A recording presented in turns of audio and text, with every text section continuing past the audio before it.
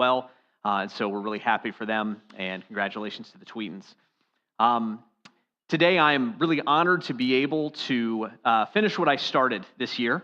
I opened the Trinity Bible Fellowship Church preaching calendar at the beginning of the year by preaching on Philemon, the third shortest book of the Bible. And I know you've all been on the edge of your seats all year wondering, what about the two shorter books? What do they have to say? So today I'm coming back with 2nd and 3rd John to talk about them.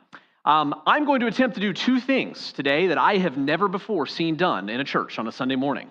The first, before your very eyes, I will attempt to preach two entire books of the Bible in a single sermon. The second thing that is more surprising, and I polled about 100 years of pastoral experience, and only one person believed they'd ever done this, I have never before heard any preaching from 2nd or 3rd John. Now, think long and hard for just a moment, and you may think that's also true. In fact, if I went around with a microphone and I said, hey, what's your favorite verse from 3rd John?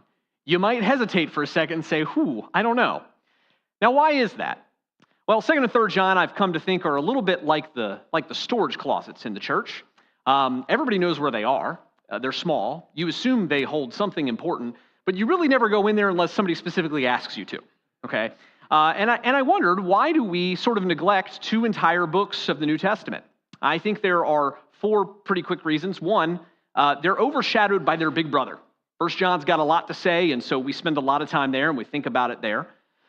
The second reason is they are small. They're so small. How small are they? They're so small that if you took them out of the Bible, combined them into a single book, and put them back in, they'd still be the 4th shortest book of the Bible. They are both shorter, each individually shorter than the Gettysburg Address. 2nd and 3rd John are some of the shortest chapters in the Bible. If you added them to another book of the Bible, they'd be the shortest chapters of most of the books of the Bible. And this is all before we consider that 2nd and 3rd John are about half greetings and salutations. Hello, goodbye. If you take those out, we're down to something even smaller, okay? I think there's another reason that we find these to be fairly, that we ignore them a lot, and that's that 2nd John and 3rd John both cover ground that other books cover, maybe in a little bit more depth.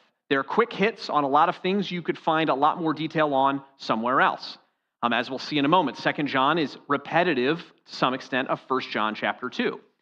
And if I'm allowed to say this about books of the Bible, hear me out, don't throw anything yet, they feel almost incomplete. They seem to reference things outside of themselves, conversations that are going to happen in the future, things that someone has already read. They feel like half of a text message thread. Now, when Mark Stabilevsky passed away earlier this year, one of the first things I did is I went back and read my texts with him. Because your text messages with somebody are a very weird picture of your relationship with them. And Mark's texts to me, if you just read his side, they were loving, they were funny, they were quirky, they were Mark. And they contained things like, hey, I think that thing you said in Sunday school isn't quite right, and here's why. Or, here's that Bible verse I was looking for, and I couldn't remember the reference. I had to go home and look it up. And yeah, I see your question there. Let me talk to you on Sunday in person when I see you about it.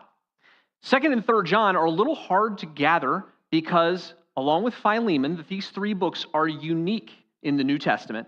They're the only books written to private Christians. They're not written to pastors. They're not written to a church. They're not apparently written to elders. They are written to people who are already converted, already persuaded, already walking with God, and they're meant to quickly reference things that he believes these recipients know. Well, the 4th reason that I think that sometimes we don't spend a lot of time in these is that these deal with 1st century rather than 1st world problems. 2nd and 3rd John have a lot to do with when you should welcome roving itinerant preachers into your home. Not something you have likely ever really struggled over, not a moral quandary we're real familiar with.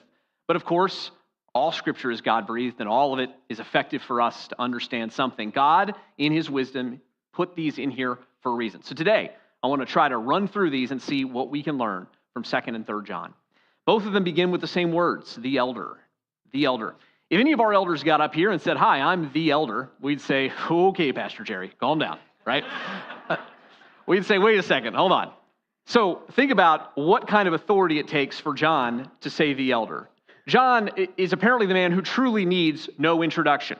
He just says the elder, and he expects you'll know who he is. John is unique among the apostles of Jesus Christ. He's the only one who had an eyewitness seat to all of first century church history. Okay? Now, we believe that 2nd and 3rd John were written somewhere between 85 and 100 AD, at the close of the first century. John, near the end of his life, is writing. Keep in mind, John was a disciple. He tells us in his own unique way in John chapter 1, he was a disciple of John the Baptist.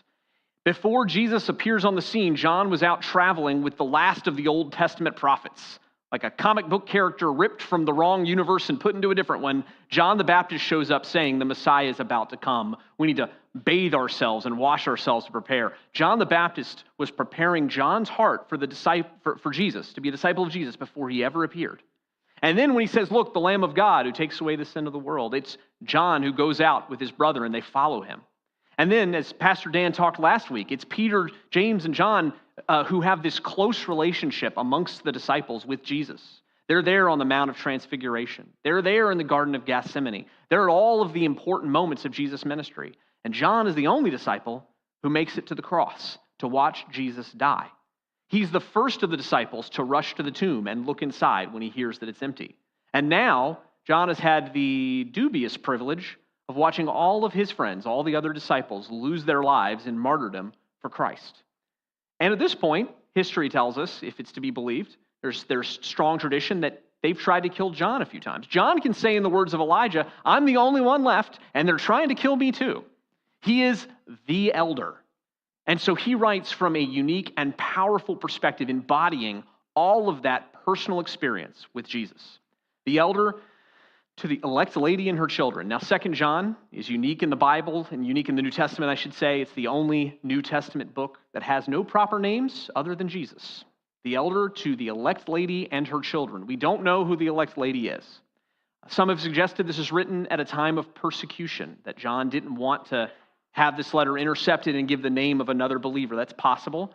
It's possible he wrote it to a church, and this is a metaphor, the elect lady and her children, Trinity Bible Fellowship Church and its members. Maybe. It's also possible, and I think the simplest explanation is the best, this is just a lady that he's writing to, in which case, this is the only book of the Bible addressed entirely to a woman.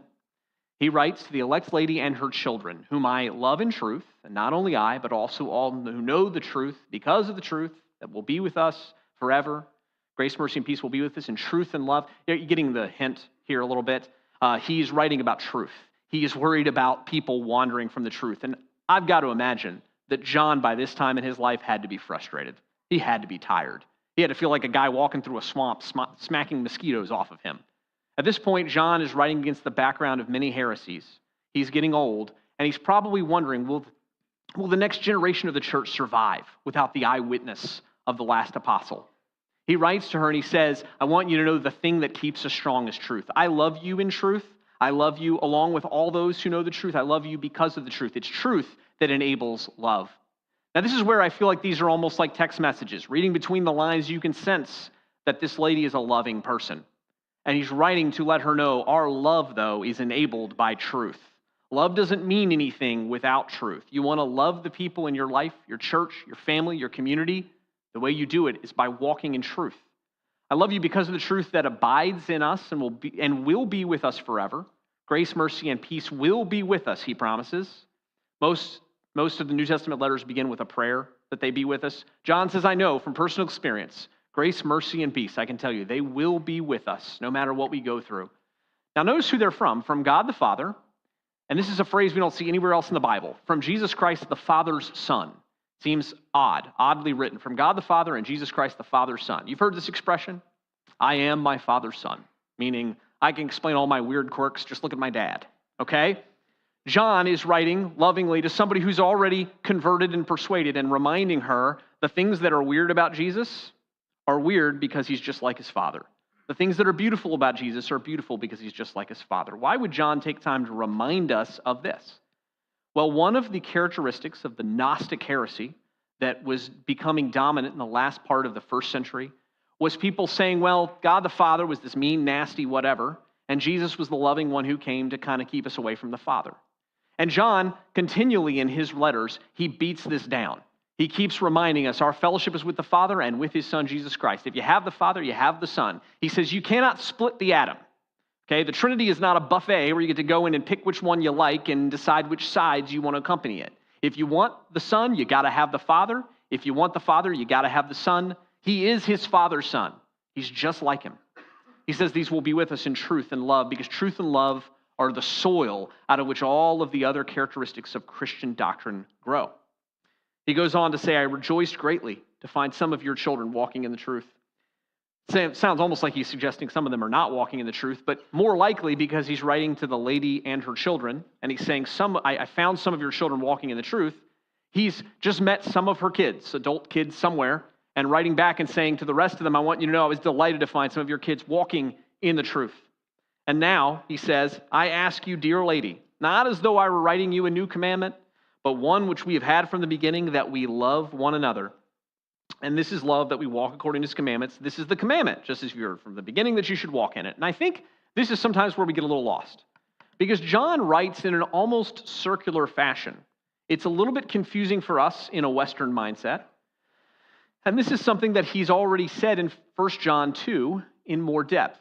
So a few things occur to me from reading this. The first is it seems he believes you are already familiar with 1 John 2. He thinks this lady already knows the teaching of 1 John. Maybe it's a letter that she's already read, or it's a sermon he's preached in front of her, but he goes back to this. And he does a three-part process here. He says, this is the commandment. It's not new. It's one, that we love one another. Okay, what's love? Well, love is two, that we walk according to his commandments. And three, you ask, what is the commandment? The commandment is that you walk in the commandment.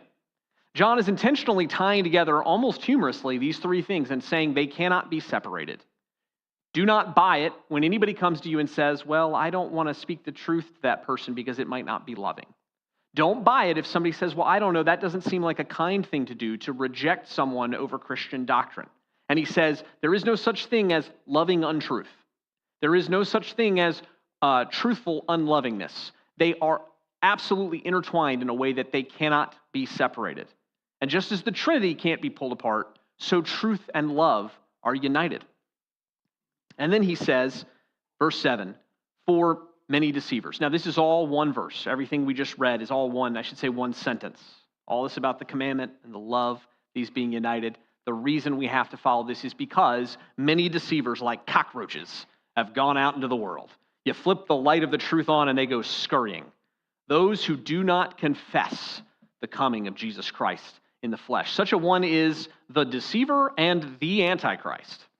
Can't think of much stronger language that John can put on this. Here's your friendly reminder that the word Antichrist never appears in Revelation where you expect to find it, which John wrote. Okay? The Antichrist never shows up in Revelation, or at least the word doesn't. John uses the word 4 times, 3 times in 1 John and once here. What he says is, don't worry about the Antichrist you've heard about at the end of time. Worry about the one that's here now.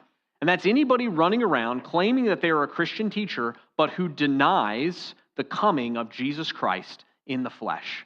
He says at the center, at the core of Christian doctrine is the incarnation that we talked about last week. This is a Christmas book. In other words, this is a Christmas movie, okay? 2 John. It says, the way you understand if somebody's telling the truth is that they confess that Jesus Christ came in the flesh. What does it mean to confess? When a police officer's in an interrogation room with somebody and he's saying, come on, man, confess. What is he asking for? Is he saying, make up a story? Tell me a story? Tell me your opinion? Tell me your truth? No. He's saying, look, I've shown you all the evidence that disagrees with all the silly stories you told me. Give it up and confess. Say in conjunction with all of the evidence what is true. People who do not confess the coming of Jesus Christ in the flesh, they are not worth, John says, the waste of time. This person's a deceiver. It's the opposite of the truth, a deceiver, and the Antichrist. They are attempting to replace Christ with their own doctrine. And he says, watch yourselves. Now, this plural word kind of throws people off. People say maybe this is why he's writing to a church, plural. But I actually think he's writing to the dear lady. I think he's saying, because he's about to tell her, don't welcome these people into your home who are teaching this false doctrine. He says, watch yourselves. I think what he's saying is, I'm not as much worried about you. I'm worried about how you supporting these false teachers is going to affect everybody around you. Don't just watch yourself, dear lady. Watch yourselves. Watch the people around you so that you may not lose what we have worked for. What a strange phrase. John says, I have some investment in all of this. I have worked hard. You have worked hard. We have worked hard to build the church. I don't want us to lose what we have worked for by letting in a little bit of error. A little bit of heresy can ruin the whole thing. It'll destroy it all. We don't want to lose what we've worked for. We want a full reward from God. In verse 9, he goes on to say, everyone who goes on ahead, and I love that phrase, everyone who goes on ahead and does not abide in the teaching of Christ does not have God. Whoever abides in the teaching has both the Father and the Son. There it is again. You'll have both of them or neither. If anyone comes to you and does not bring this teaching, do not receive him. What does it mean to go on ahead? Isn't this the allure of false doctrine? It's, well, you can get on ahead. You don't have to stay in what the Bible teaches. There's something exciting, something new, something you never heard. And this begins to circle back to something subtle that John has already said. He said, I'm not writing you a new command. John almost says right up front, I want to be really clear. What I'm going to write to you is going to be boring, dull, and something you've heard before. And he goes on to repeat something he said before. Give me that old-time religion, John says. When people come to you and they say, hey, I've got something exciting, we're going to now step out beyond the Bible into the realm of the Spirit or whatever they're promising you. He says, don't do it. Don't buy it. Don't eat it. That's never the right thing. I want the old commandments. I want the things you've heard from the beginning. Abide in the teaching of Christ. Don't go out on ahead.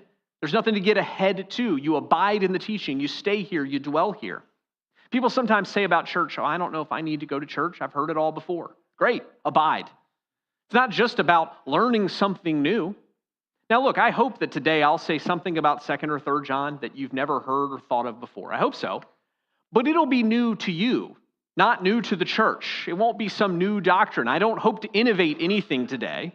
All of us can learn and grow. We're all learning new things, but John says the way you measure a teaching is by how it connects to the old commandments that we have already received. We've already got the doctrine, he says, at the end of the 1st century. Now we've got to abide in it. We've got to grow in it. We've got to send our roots deep into the soil of truth.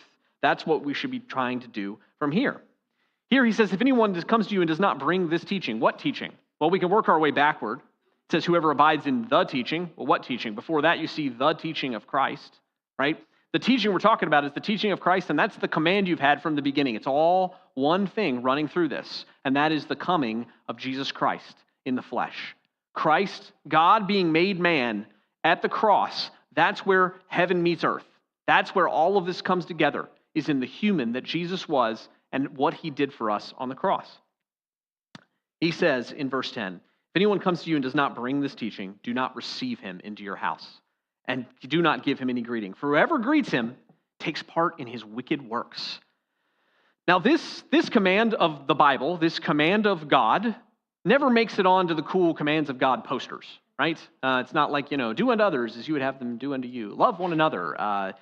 Don't welcome traveling itinerant preachers who don't, believe in the incarnation, right? It's not on the welcome mats. Crossway doesn't say a welcome unless you deny the coming of Jesus in the okay, so this is a command that actually shocks us.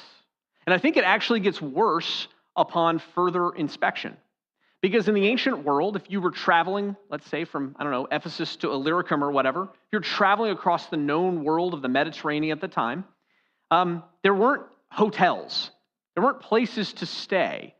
If you went out and appeared in some foreign city where you didn't know the culture and didn't know the language and didn't know anything to preach in a place, the only place you had to stay was with somebody who somebody said they knew and said would take you in. And John is saying to this lady, if somebody shows up and they're expecting your hospitality because it's been promised to them by somebody who knew you, and they show up and they do the night service before they come over, and they come to the night service and they deny the incarnation at that night service, walk up to them at the end and say, hey, I don't know where you're sleeping tonight, but it's not under my roof. Okay? I don't know where you're eating, but it's not at my house. I don't feed the heretics. And then just walk out. Don't greet them. Don't say anything nice to them. Don't say good luck. Just walk out on them. In the ancient world, this was actually, there were customs about ways that you would know who you could stay with. And there were these things called guest tokens or hospitality tokens. And this is actually one on the screen that they've found. This is actually an example of one. And they're almost like those old friendship things that used to break apart, and each of you would take one and they'd go together or whatever. This is how people who wouldn't see each other for decades would know when they came back that they were who they still claimed to be. This was how, if you'd stayed with somebody and they cared about you and said, come anytime, bring your family, you'd break one apart and give it to them. That way, if their kids showed up years later, you'd go, oh yeah, okay, you have a right to my hospitality. Notice what John says here. If anybody comes to you and they don't bring this teaching, if they're not carrying this teaching with them, this token, don't let them in, okay? The password is incarnation. When you go to check their bags, if the truth is not in it, don't let them in your house. The hospitality token is the truth of the teaching of Jesus Christ. Don't let them in your house and don't give them any greeting. This command, the more you dwell on it and meditate on it, it's shocking and stunning. Christians are known for their hospitality. In fact, it's in the list of requirements for elders that they should be hospitable. Hebrews 13 says we should welcome strangers. We should put them up in our homes. And here is John saying, well, unless they deny the incarnation. So think about what he's saying. Why would John be so harsh? Well, what comes to mind for me is treason. Treason is defined as taking up arms against your country or giving aid and comfort to the enemies of your country. I believe John is saying this is treason to give aid and comfort to the enemies of God who are going around and actively deceiving others. I don't think John is saying don't welcome people into your home to eat with them and minister to them and teach them the word of God and try to convert them. He's saying people who are going around and deceiving, who are the spirit of Antichrist in this world, don't give them any support. Don't lift a finger to help them, because by doing so, you take part in their wicked works. In 1 John chapter 3, John writes that the reason that the Son of God appeared was to destroy the devil's work. In other words, if you deny the incarnation, if you deny that Jesus came to destroy the devil's work, you might as well just say you think Satan is still king. You might as well say the king doesn't exist. The incarnation is the whole thing. There is no way around accepting that you are a Christian but don't believe that Jesus has come in the flesh. Well, let's go to 3 John, and we'll come back to the endings at the end. 3 John, the elder to the beloved Gaius, whom I love in truth, and there are multiple Gaii in the New Testament, but it does not appear that they are connected in any way. This is an individual who's lost to history other than this one book. Beloved, I pray that all may go well with you and you may be in good health as it goes well with your soul. And here it is, folks. We've come to that great patron saint Bible verse of crazy diet plans sold to gullible Christians under the name of Christ. If you turn on TBN at the wrong time of night or walk into a weird health food store, you might see this verse pitching some bizarre thing that you're supposed to take by tablet or whatever. This is a verse that's often misused, but we can't let the heretics have this verse because it's really important and it's powerful. For one thing, 3 John is the only book in the New Testament that begins with a physical rather than a spiritual greeting. This is unusual. For John to say, I pray that you may be in health. I pray that you should prosper financially, reputationally, socially, in every way, just as your soul prospers. There's a lot to say about this, so let's just take it one at a time. For one thing, what an amazing thing that John basically says, you are in such good spiritual health, guys, that I'm not even going to waste my time praying about that. I'm just going to move on to the secondary stuff. I'm praying for your, finances. What do you need, guys? I'm going to pray for all that stuff because clearly you're doing great spiritually. Second thing that's amazing to me is that John, in saying this, is embodying the biblical principle that man looks at the outward appearance, but God looks at the heart. John knows more about him spiritually than he does in any other way. He knows that he's doing well spiritually. He doesn't know about all the other things. How many people can we say that about? That we know that they're spiritually doing well. We know their spiritual condition more than everything else. John is tuned into this guy's spiritual situation. But another thing that's really cool about this, in writing and saying this, is John is also emphasizing something that Gnosticism denied. Remember, Gnosticism said that the physical body is evil, that it's to be regretted, that the spirit is what we invest in. And John says, no, it's not. And John, writing to Gaius, says, I pray that you're in good health. I pray that you're doing well physically, just as you are with your soul. But the thing that really rounds this out for me is thinking about, what would I think if John said to me, I pray that you do as well physically, financially, socially, as you're doing spiritually? Would you consider that a blessing if he said that to you today? What a challenge it is that Gaius can take this as a compliment. I hope that all of the things you spend most of your time caring about will rise to the level of your spirituality. For many of us, we might say, ooh, only that good? I hope maybe they'll do better, right? So here he is saying, your spiritual life is what you should prioritize, and in Gaius' case, what you have prioritized. I pray that it'll go as well with you physically and financially as it does spiritually. I have no greater joy than to hear that my children are walking in the truth. This is John saying that I have this paternal view of you. John apparently believes that the spiritual condition of those who he has ministered to, it's almost like his kids doing well. Notice what he says. He says, your reputation is preceding you in verse 2. I rejoiced greatly because the brothers came and testified to your truth, that you're walking in God's truth, that you've been reflecting the glory of God in what you do. People are talking about how you have blessed them. I imagine, once again, reading a little between the lines, that Gaius, for what we're going to see at the end of this letter, that he's tired. Gaius has been ministering and welcoming people into his home. In the ancient world, that didn't just mean, hey, here's the guest room. It sometimes meant defending them or getting involved in their problems while they were in town. It meant going out and introducing them to people. It was an obligation. Lena's grandmother, who passed away this year, her Teta, was a pastor's wife in a little village in Lebanon for 30 years. And her husband had planted the only evangelical church in this little village outside of Sidon. And it was a great sacrifice to their family, their reputation, their family relationships, because this was not smiled upon. Part of the obligation that comes in that culture with being a pastor's family is that if people show up after church, you just feed them. People just come over. Lori, you'd love this. People just come over and you just feed them. They would just walk in. And she'd say, people would just show up unannounced that you didn't know were coming. And Lena would say, well, what would you do? And she'd say, well, we just add some more water to the soup. Just spread it a little further, right? Take what's yours, water it down, and give it away. That's how you made it through. And I can imagine that Gaius was tired of adding water to the soup. I can imagine there just had come a point where he's getting worn out. And John writes, this is going to be a letter of introduction of a traveling preacher named Demetrius at the end of it. He's writing, Demetrius shows up at his doorstep. And remember, in the ancient world, he didn't send a text ahead of time. He didn't say, hey, is it okay if Demetrius comes and hangs out at your house for a few days? Great, thank you. Okay, there's no email advance. Demetrius just shows up with a letter from John. And I think John had to imagine that at this point, Gaius is going, oh man.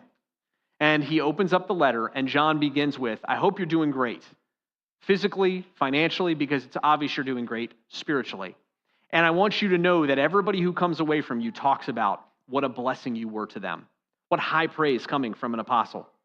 Well, he says, beloved, it's a faithful thing you do in all your efforts for these brothers, strangers as they are, people he did not know who he's housing, who testified to your love before the church. You will do well to send them on their journey in a manner worthy of God. Think about what that means. In a manner worthy of God. Keep sending these people on. What you are doing is treating them in a manner worthy of the God that we serve. For they have gone out for the sake of the name. It's a fun fact, 3 John unique in the New Testament because it's the only one that does never mention Jesus by name. They went out for the sake of the name that Gaius knows so well he doesn't even need to repeat it. They accept nothing from the Gentiles. Listen, the people I'm sending you, they can't get support anywhere else.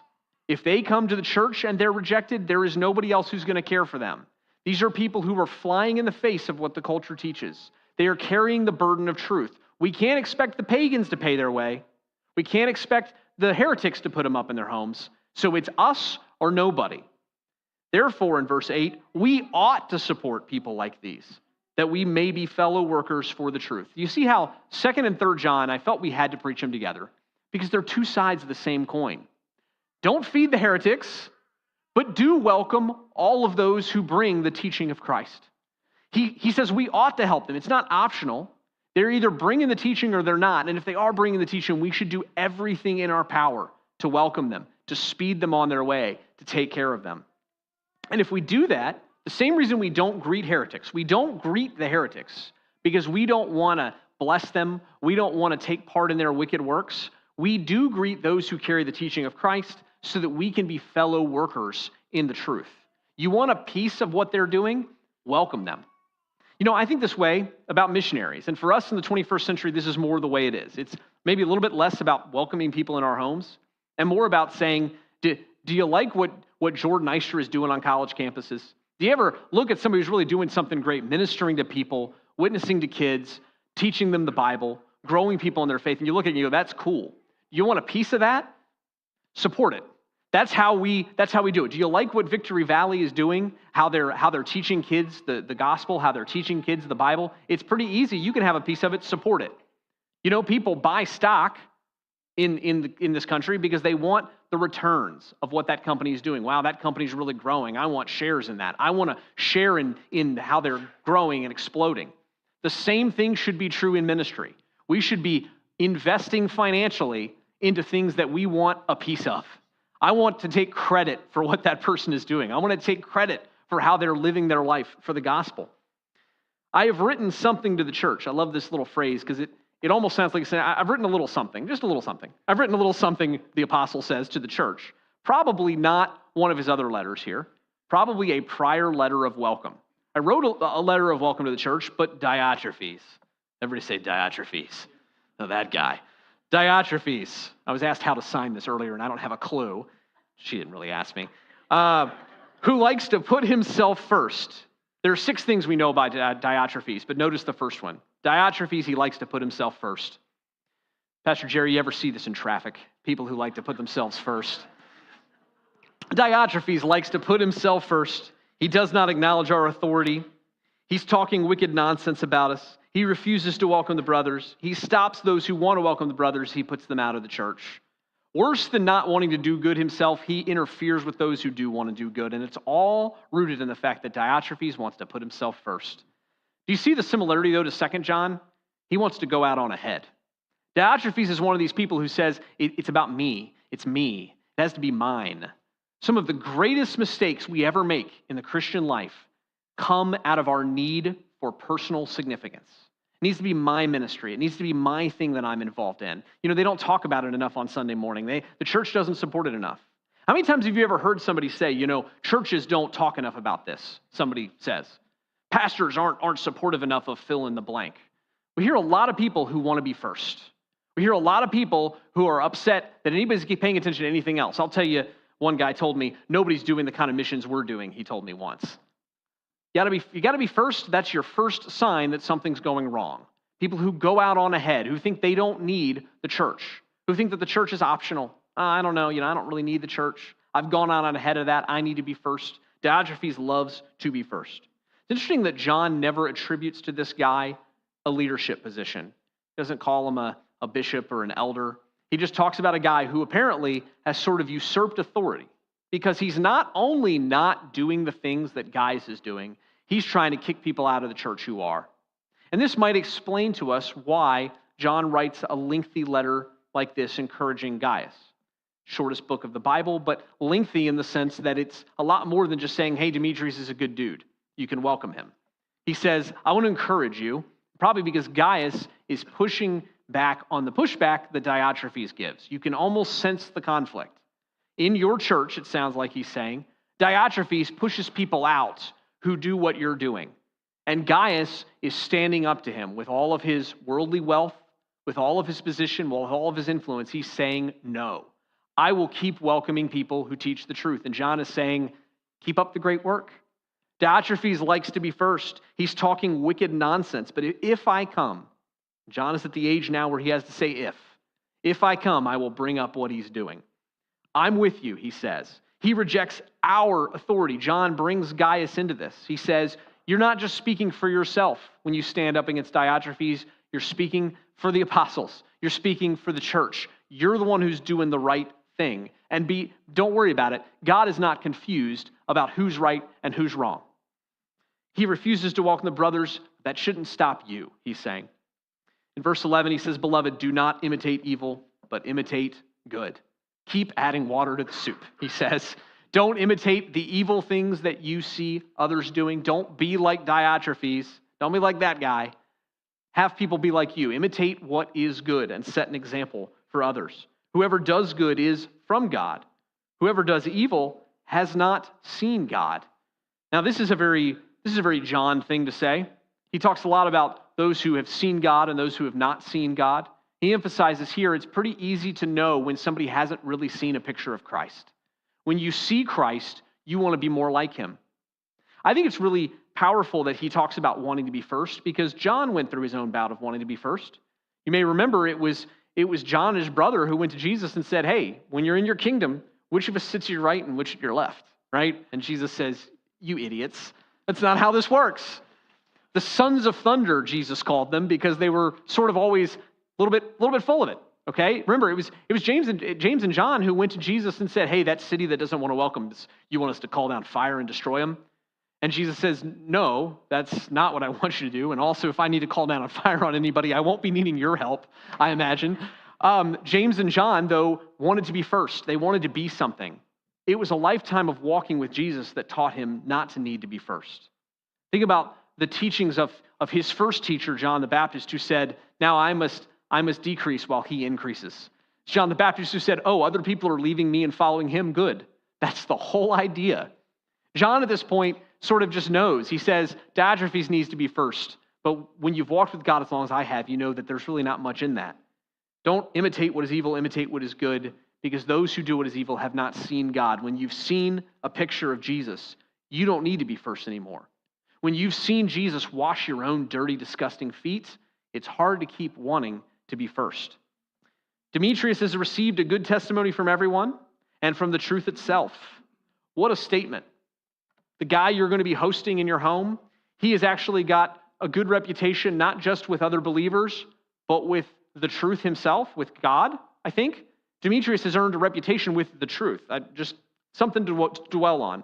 We also add our testimony, and you know our testimony is true. Notice that he once again is doing the sort of the triune thing. He's got a good testimony with everyone and from the truth, and now from us also. You can welcome this guy. You can be confident that he's a good dude. Well, he closes it out with this, and in both letters, it's largely the same. I had much to write to you in 3 John, he says, but I would rather not write with pen and ink. I hope to see you soon, and we will talk face to face. This is similar to 2 John, where he says, I have much to write to you, but I'd rather not use paper and ink. I'd rather come and talk face to face that our joy may be complete. John does what you often see in the text message. We'll talk about it in person. I can't wait to talk more about these things with you. I don't think these are accidents that the Bible gives us these things.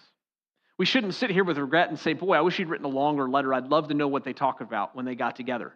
The point of this verse is John reminding us that the true purpose of the church is here. It's to be here face to face and together. The purpose of the church is not just to passively receive written information. You can't get along with Christ by just sucking in the information. You have to be in communion with the people. There's no other way to do it. Peace be to you. The friends greet you. Greet the friends each by name, and the children of your elect sister greet you. I like these two endings because they do exactly what he warns not doing for those who are wicked. Don't greet the heretics, remember he said, because by doing so you take part in their wicked works. But both of these letters end with him telling them, greet one another. Greet one another. Be in communion with one another. Be in fellowship with one another. Many of you are probably hosting this week. You were doing a little bit of what Gaius was doing. You had people in your home. Maybe some of you didn't want there. Maybe you wish you could do what the chosen lady did and kick a few of them out. But you had family. You had friends. Think about what happens when people are just in your home. They're just around. Think about the kind of conversations you get to have that you can't really plan. John says you're going to benefit from Demetrius, him being in your home and the conversations you're going to get into. But more than that, I can't wait for us as a church to be together because the same thing happens. Unplanned fellowship is part of the church. Our interactions with each other when we're out in the lobby and we just start talking about whatever, the things that we discuss, this is part of what the church is all about. And in some of the final letters John will ever write, he says, I can't wait to be there in person with you. Well, I want to give you a couple of quick takeaways from this book because I know we've sort of run through them, but just a few things to dwell on as you walk out of here. One, the incarnation is the center of our faith. Somebody asks you, what's Christianity all about? It's a lot of places you feel like you could start. But he says you can do worse than starting right where Jesus is born. Jesus coming into earth to die for us. The incarnation is what our faith is all about. Another is don't try to be first. Try to find someone to serve. Gaius is remembered in history. He's got a whole book of the Bible dedicated to himself because he was welcoming people, feeding them, helping with their problems, and getting them on their way. Gaius wasn't apparently a preacher, a teacher. He wasn't some great man. He's somebody that any generation of the church could have produced and has produced. He's just a man who knew how to support good things when he saw them going on. Third, don't feed the trolls. I guess I should say heretics, but the people who are out there who are denying Christ, don't support them, don't help them, don't aid them, don't follow them on Instagram, don't give them your voice, don't give them anything to work with. Cut off the oxygen, John would tell us, to those who deny the teaching of Christ. Fourth, there's nothing small in God's kingdom. I think it's really powerful that the smallest book of the Bible teaches us that sometimes it's the smallest things that make the big difference. Gaius's small little contribution to the kingdom of God was important, even if he didn't understand why. It was easy for him to throw his hands up and say, I don't know, I just feed these people. What am I doing? Diotrephes is trying to get me out of the church. People are giving me a hard time. This is hurting me in the community. It's hurting me financially. And John says, keep doing it. Because if it feels small to you and it's making the devil mad, that should be an indication that your measure of it might be wrong. The small things we do for the kingdom of God are what matter. Finally, see us in person and greet us by name. As we head into a new year, stay involved in your church. Don't quit your church. Don't walk out the door and say, I don't need this. Be more involved. Find ways to love one another. Find ways to be hospitable, because that's what we're commanded to do in the scriptures. I'll pray for us as we close. God, we thank you for your word, and we thank you that even in short books, you have things to teach us. We thank you that every word of the scriptures matter. I pray that you'd help us this year to love your church, to support what is good, and to cut off what is evil. I pray that you'd give us the strength to do what's right and give us wisdom as we head into a new year. In Jesus' name.